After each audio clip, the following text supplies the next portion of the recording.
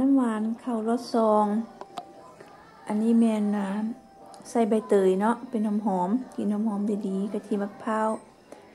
สดๆบ่แม่นกะทิมะพร้าวมาจากกระป๋องนะ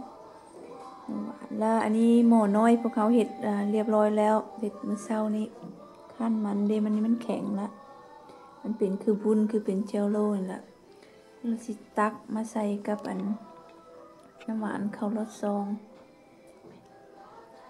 ตักมาใส่เด้มันเป็นอย่างสินี่เฮ็ดเองเลยซื้อมาแต่ตลาดออร์แกนิกมาร์เก็ตเนาะได้หลายถ้วยเติบซื้อ2 ขีดนี่ก็เป็นอย่างสิ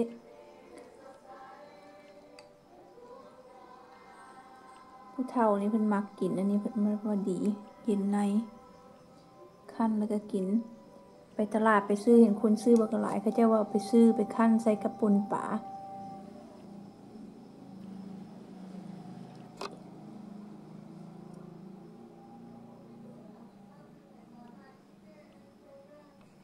เด้สิกินมาเด้อมากินน้ำหวานข้าวรสซองน้ำกันแล้วก็ใส่หม้อน้อยเนาะบางคนคันฟังผิดเขาเจ้าคือว่าเป็นหมาน้อยมันบ่เป็นหมาน้อยมันหม้อน้อยหมาน้อยเป็นตัวหมาน้อยนี่เป็นเขียวๆอย่างสิ